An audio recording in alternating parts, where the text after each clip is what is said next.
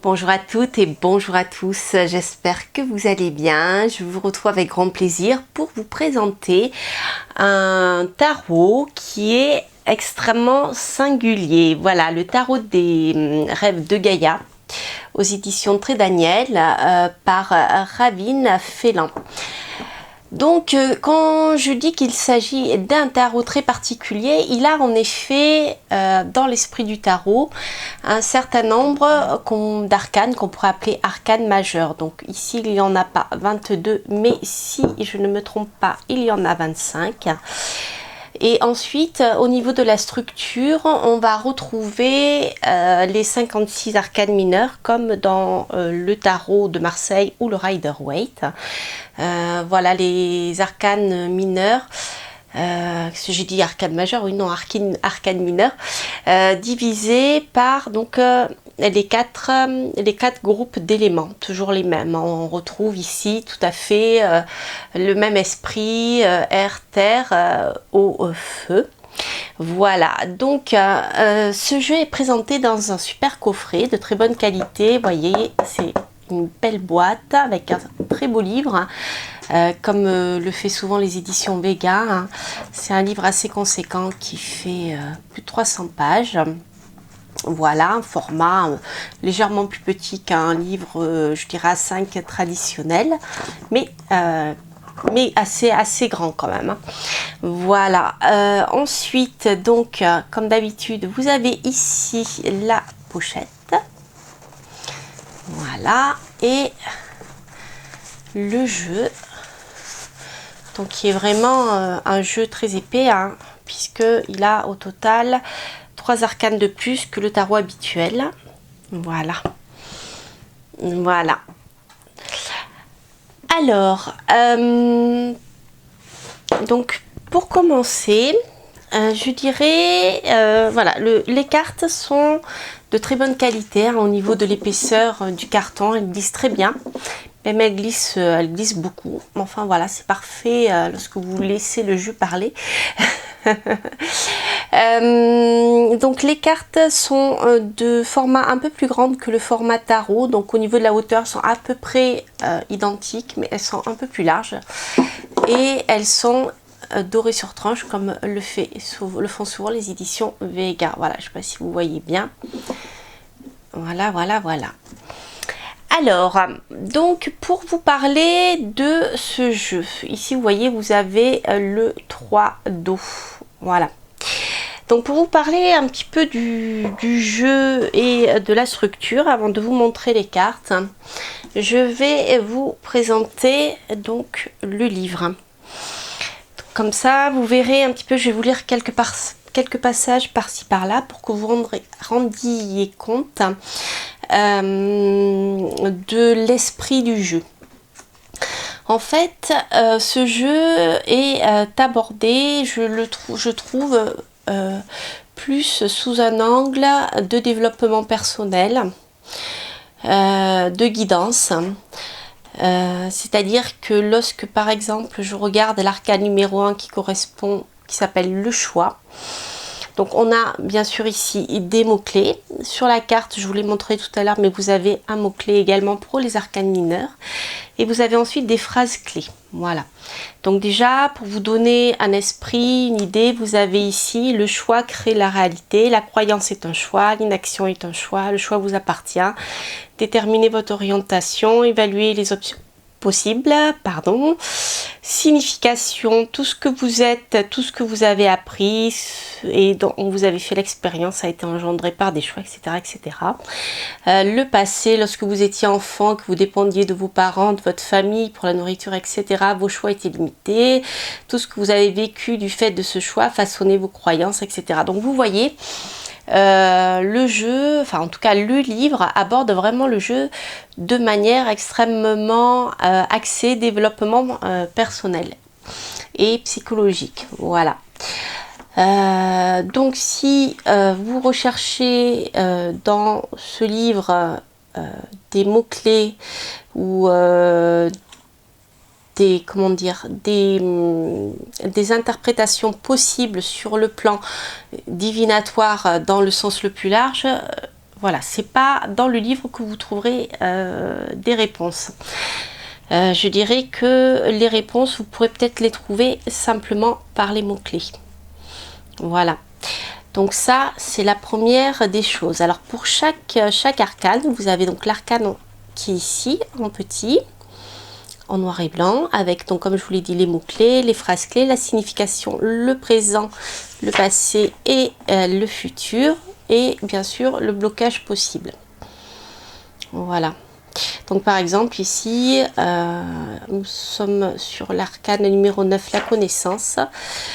Et on nous dit la carte de la connaissance à l'envers représente un apprentissage voué à disparaître. Il s'agit d'une connaissance qui vous est imposée ou qui n'est pas réelle ni appropriée. C'est une connaissance qui vous endoctrine, ce n'est pas une connaissance qui vous renforce, mais plutôt qui vous soumet et vous emprisonne. Voilà, donc si vous cherchez je dirais un oracle, j'allais dire, mais un tarot, mais bon, je dirais que même s'il a une structure du tarot, je trouve qu'il répond plus comme un oracle. Si vous cherchez des réponses de guidance, le livre vraiment pourra vous y aider. Voilà. Voilà, qu'est-ce que je voulais vous dire d'autre Eh bien, écoutez, je crois qu'on a fait le tour. Voilà, en ce qui concerne le livre. Alors, au début, il y a un certain nombre de tirages qui sont le tirage qu'ils appellent le guide, donc le tirage en une seule carte. Ensuite, l'union, un tirage à 3 cartes. Mais vous voyez, on n'a pas ici le passé, l'avenir, etc. Vous avez ici l'aspect, l'âme, les deux fusionnent. Donc vous voyez dans l'approche, on est vraiment dans un autre univers que prédictif. Donc là, le rêveur, c'est pareil. Donc nous retrouvons le guide, le refoulement, le conscient, le futur à long terme, le futur immédiat, le passé, l'inconscient, l'expression. En sachant voilà, que si vous vous appuyez uniquement sur les explications du livre, il n'est pas divinatoire. Il vous faudra faire travailler autrement en fait. Alors l'arbre à rêve, c'est pareil. Le tronc, il vous représente, vous êtes le chercheur. La première branche, l'ambiance ou l'énergie qui vous environne au moment du tirage. La deuxième branche, une force ou une faiblesse possible qui peut avoir un impact sur le présent. Troisième branche, le présent. Quatrième branche, le premier des 3 choix d'action ou de déroulement possible des choses à présent ou dans le futur. La première feuille, le deuxième des 3 choix d'action ou de déroulement possible des choses présentes dans le futur, etc., etc. Voilà, et on finit donc par les prochains mois. Donc là, je dirais que ce tirage est un petit peu plus adapté au jeu en lui-même, mais c'est toujours pareil. Il vous faudra vous appuyer uniquement sur les mots-clés si vous voulez l'utiliser comme support divinatoire.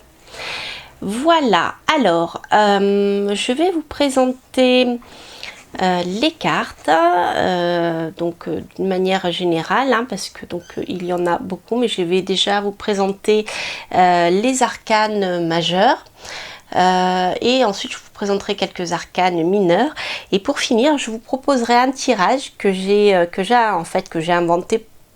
En fait, je me suis laissée guidée par le jeu en lui-même, et un tirage donc que je me suis approprié en m'appropriant le jeu de manière prédictive. Voilà, allez, je vous retrouve dans quelques instants. À tout de suite. Voilà, je vous retrouve donc avec les arcanes majeures. Donc je vous rappelle que ce jeu a une structure un peu similaire à celle du tarot. Donc ici, nous allons retrouver 25 et non pas 22 arcanes majeures qui suivent une certaine évolution. Voilà, comme dans le tarot avec l'enfant, le début, le jeune homme, dans le déroulement, dans l'avancée du jeu. Donc là, vous avez ici la mère. Donc la mer, on pourrait, en effet, par sa structure, par sa position, etc., la comparer à l'impératrice, puisque ici, vous voyez, elle est enceinte, elle se trouve sous un trône, elle est au milieu de la nature. Donc, vous voyez, il y a je dirais, des références archétypales un petit peu qui peuvent nous se rapprocher du tarot. Voilà, si vous connaissez le tarot, c'est des choses sur lesquelles vous pouvez bien sûr vous appuyer. Donc la mer, elle a été attribuée ici au numéro 4. Alors en ce qui concerne la numérologie, etc., rien n'est évoqué dans le livre par rapport à ça. Donc je ne sais pas comment le créateur a structuré son jeu, s'il s'est servi de la numérologie ou pas. Donc c'est vrai que dans le tarot de Marseille, ou même dans le Rider-Waite, l'arcane numéro 4 est l'empereur. Donc ici, je vais vous lire déjà les mots-clés pour voir ce qu'il en ressort. Donc ici, pour la mer, on retrouve amour inconditionnel, intimité, nourrir et prendre soin, compassion, abondance, croissance, fécondité, acceptation, peur, contrôle, résultat. Voilà. Là, vous voyez, on est vraiment dans le développement personnel et la psychologie. Voilà, mais bien sûr, on peut se laisser porter par les images, par la symbolique du tarot telle qu'on la connaît et utiliser tout à fait la mer dans l'esprit de l'impératrice, parce que là, elle est quand même sur un trône, elle tient un sceptre, elle a une couronne, même si c'est une couronne liée à la nature, très naturelle. Donc on a quand même cet esprit, je dirais, de pouvoir de communication, de maîtrise intellectuelle, de maîtrise des choses, d'être bien assis à sa place et de bien maîtriser la créativité, etc. Vous voyez. Donc déjà, je trouve que les visuels, en tout cas des arcanes majeurs, sont très parlants. Je suis sûre que si on regarde un petit peu derrière, vous voyez, on a d'autres symboles, notamment des symboles celtes qui peuvent peut-être aussi nous guider. Donc ça, c'est quelque chose qui est extrêmement intéressant. Voilà, donc là, au niveau de la signification, on nous parle de matrice, donc la mère nourricière, protectrice et créatrice. Vous voyez, on retrouve aussi le symbolisme de l'impératrice. L'amour, la mère donne sans hésitation ni réserve, etc. Donc dans le côté négatif, on a la manipulation émotionnelle. Elle est l'enseignante et le guide, encourageant ses enfants à révéler, à prendre soin de leurs talents. Donc le symbole d'un esprit fertile dans l'abondance, un esprit où les idées, voilà, ne peuvent que s'enraciner pour germer. Donc vous voyez, on retrouve vraiment la symbolique de l'impératrice. Ensuite, donc l'arcane 14 qui s'appelle Soi. Alors l'arcane 14, hop, nous dit je suis entité, amour de soi, réalisation de soi, expression de soi, centre paix, acceptation. Phrase clé, instaurez votre identité unique et personnelle, soyez libre des catégories, des étiquettes, etc. etc. Abandonnez la mentalité grégaire, pensez par vous-même. Donc vous voyez, par ce type de lame, on s'éloigne vraiment, du tarot classique. Hein. Je regarde là dans la description s'il n'y a pas quelque chose qui pourrait être intéressant. Il y a beaucoup de choses en ce qui concerne vraiment le développement personnel. Voilà, blocage possible. La carte du soin inversé indique qu'il est nécessaire que vous regardiez en vous, que vous demandiez si vous accueillez les croyances et les comportements des autres pour avoir un sentiment d'appartenance. Voyez, voilà. Donc là, si on regarde un petit peu plus cette carte, on voit qu'elle est dans une position de yoga. Hein. Il y a beaucoup de sérénité qui en émane et de force avec le dragon. Et notamment, il y a le chakra, le plexus solaire qui est mis en avant. Donc si vous travaillez avec les énergies des chakras, etc., ce genre de carte aussi peut vous parler. Le symbolisme qu'il y a autour, c'est à voir, mais ça peut être intéressant de regarder un petit peu plus en détail, entre les roses bleues, le papillon, la colombe qui s'envole. Voilà, donc là j'ai pas encore eu le temps de bien toutes les regarder en détail. Ensuite, vous avez ici la vieille femme. Alors la vieille femme ici va nous parler, je dirais, de la sagesse et de la grand-mère. Donc celle qui peut apporter, je dirais celle qui détient la connaissance, une certaine connaissance liée à la sagesse, celle qui peut être en relation également avec d'autres mondes, puisqu'ici nous avons le messager, le corbeau. Voilà. Alors je regarde ce que nous dit le livre. On a ici pouvoir féminin, intrépidité, authenticité, individualité, indépendance, nouveau but, liberté, l'ombre en soi. Voilà. Ici, la vieille femme est le symbole d'une femme fière et mature. C'est une femme qui n'est plus influencée par le besoin de se reproduire ni par les responsabilités parentales. Voilà. Elle est la femme de sagesse, elle est semblable à la nature, sauvage, tranquille, passionnée, insaisissable, calme et paisible. Voilà, donc il y a pas mal de choses intéressantes dans ces cartes. Vous verrez tout à l'heure, avec le tirage que je vais vous montrer, vous verrez ce qu'on peut trouver. Donc l'enfant, donc on a ici en arcane numéro 1 tout ce qui va nous parler de début, bien sûr, l'enfant, le début de quelque chose, d'une aventure, le début d'un événement, si vous rentrez dans la prédiction, une nouvelle entreprise, quelque chose qui débute, etc. On pourrait bien sûr le rattacher au battleur dans le tarot.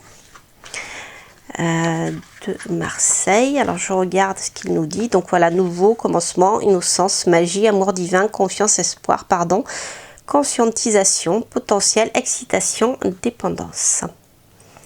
Voilà.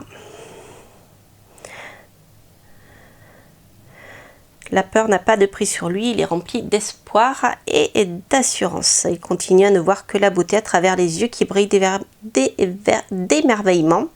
Il voit le bien en toutes choses. Voilà. Ensuite, nous avons ici l'abondance, avec la corne d'abondance qui se trouve ici. Voilà, je ne veux pas tous vous les lire parce que ça serait beaucoup trop long. Avec le petit lapin. Et là, je ne sais pas si vous voyez, mais vous avez ici des pièces d'or. Côté du petit lapin. Voilà. La connaissance. Alors là, on est en arcane 9, comme ce qui concerne l'ermite. Donc là, on a cette notion de connaissance. Donc c'est pas un ermite, c'est pas un vieil homme. Mais vous voyez, vous trouvez l'étoile à 5 branches derrière. Voilà, connaissance, le choix, qui est ici l'arcane 0.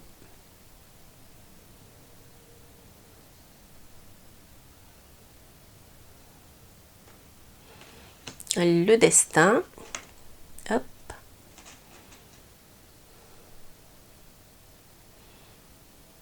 Alors le destin, je vais regarder ce qu'il nous dit. Le destin.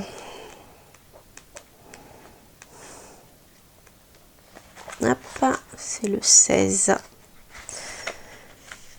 Alors le destin, destin personnel, destin universel, recherche de réponse, but, quête. Voilà, il nous parle du destin individuel, du destin universel.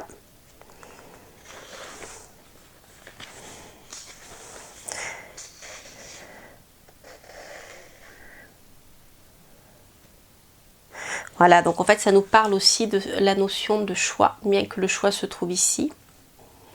Ensuite, nous avons la foi. Donc là, on va se retrouver bien sûr dans la symbolique qui nous ramène à la spiritualité ou aux religions. La jeune fille, donc qui suit bien sûr l'enfant. avec, je suppose, le début de tous les possibles. Hop. J'aime beaucoup cette carte, elle me fait penser un peu aux peintures pré-raphaélites. Je ne sais pas si vous la voyez bien. Voilà. Fertilité, indépendance, estime de soi, confiance en soi, expression de soi, exploration de soi, intérêt personnel, sexualité, créativité, égocentrisme, codépendance, timidité. Voilà, donc il y a vraiment je trouve que les mots-clés sont intéressants, sont bien choisis parce que du coup, voilà, on se retrouve dans, je dirais, dans un univers symbolique où il y a pas mal de choses qui passent. Voilà, la jeune fille marche sur un chemin qu'elle ne connaît pas, mais elle le fait avec confiance et grâce. Elle a appris de ceux qui l'entourent qu'il n'est ni égoïste ni vaniteux de suivre ses rêves et travailler activement à concrétiser ses buts et ses désirs. Elle le fait sans avoir besoin de la permission de qui que ce soit. On est vraiment dans l'adolescence, ça c'est très rigolo, hein. J'ai l'impression que c'est très drôle. Ça me fait penser à la mienne et à ceux des enfants que je côtoie. C'est exactement ça. Voilà, la jeune fille. Ensuite, le voyage. Ça, très intéressant.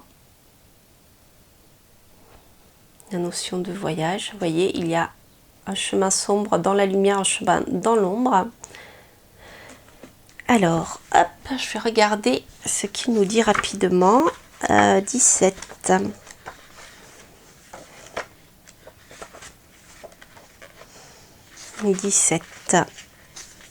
17, hop, voilà. Expérience, personnalité, passé, cause et effet, conséquences, conditionnement, environnement, influence extérieure, providence.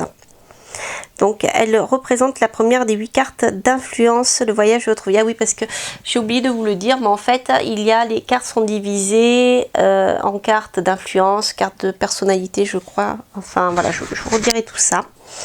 Donc, il y a une structure dans la structure globale. Pour les arcanes aussi majeurs.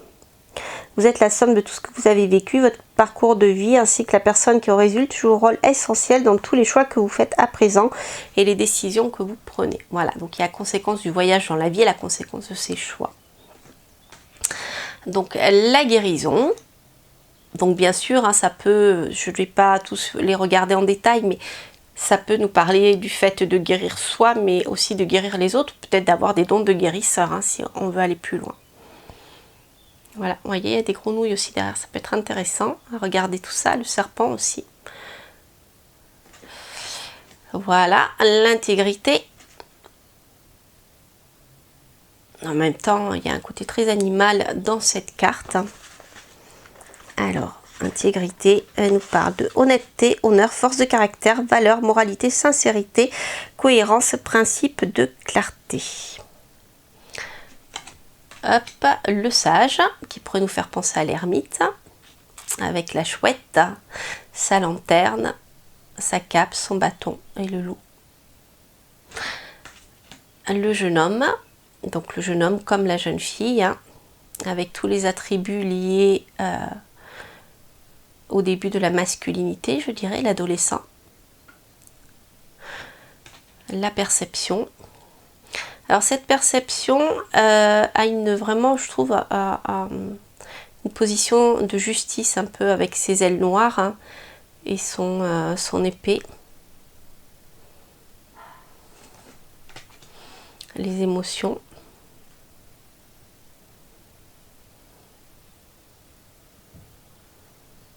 Quelque chose de très instinctif là-dedans. Le père, qui pourrait correspondre à l'empereur. Ici, on a le dieu cornu. La sagesse, qui nous fait bizarrement penser à l'ermite. Vous voyez, mais là, il est en numéro 10.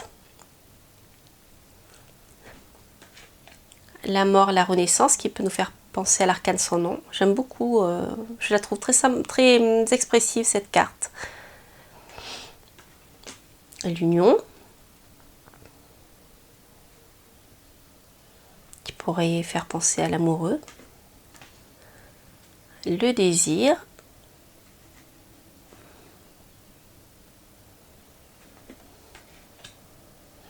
l'amour. Donc là aussi on peut parler d'amour universel, hein. La pensée, je dirais que c'est la carte un peu intellectuelle dans l'histoire. On n'est pas dans les émotions, vous voyez, hein, on est sur le plan cérébral ici. L'intuition, très très belle cette carte de l'intuition. Voilà. Voilà, donc là c'était grosso modo pour les arcanes majeurs. Donc ce que je vais faire, je vais vous présenter un tirage que j'ai fait récemment avec ce jeu pour voir comment il me parlait. Je vous montrerai aussi, comme ça sera l'occasion de vous montrer quelques arcanes mineurs.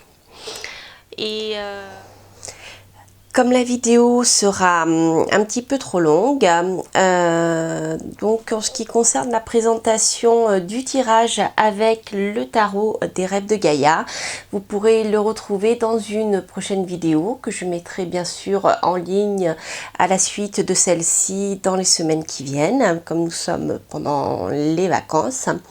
Voilà, donc je crois que je ne vous avais pas montré le dos des cartes qui est comme ceci. Voilà, vous voyez, si vous voulez faire un tirage avec les arcanes inversés, c'est tout à fait possible, les arcanes à l'envers. Voilà, donc vous verrez lors de la prochaine vidéo, lors du tirage, je vous présenterai quelques arcanes mineurs que j'ai utilisés. Donc pas tous bien sûr, mais pour que vous voyez un petit peu l'esprit et comment il se présente. Voilà, donc écoutez, j'étais ravie de vous présenter le tarot des rêves de Gaïa. Voici le livre du coffret, donc qui est vraiment très complet, très bien fait, mais qui est en effet pour ceux qui sont plutôt prédictifs, qui va vraiment aborder les choses de manière plus axée sur le développement personnel. Voilà, donc vous verrez avec le jeu, le tirage que je vais vous présenter avec ce jeu, je vais faire un tirage prédictif, pas du tout juste axé sur le développement personnel. Bien sûr on va toucher tous les domaines, hein, comme dans tout tirage prédictif qu'il soit, hein. On aborde toujours la partie psychologique, bien sûr, rien n'est séparé, l'homme n'est pas découpé, hein, ces différentes âmes, ces différentes strates ne sont pas séparées les unes des autres comme le fait notre médecine occidentale, mais nous sommes un tout. Voilà, donc vous allez voilà, donc vraiment pour ceux qui veulent du développement personnel, donc je le répète, le livre du coffret est vraiment axé là-dessus, mais cela n'empêche pas bien sûr de faire du prédictif si vous connaissez déjà le tarot, et vous en verrez un petit exemple donc dans ma prochaine vidéo. Voilà, je vous souhaite de passer de très belles journées, de profiter du soleil, et même s'il est très très présent, profitons-en, car bientôt eh bien, nous serons dans un autre rythme. Et oui, les cycles tournent, les choses tournent. Voilà, donc je vous dis à très bientôt, et surtout à très bientôt pour la prochaine vidéo qui sera donc un tirage, cette fois-ci à partir avec le tarot des rêves de Gaïa. Je vous mettrai bien sûr l'éditeur, hein, qui est, je vous le rappelle, Vega, les éditions Vega. Et donc je vous mettrai toutes ces informations en barre d'informations. Voilà, je vous dis à très bientôt, et puis on se retrouve pour de nouvelles aventures. Bye bye.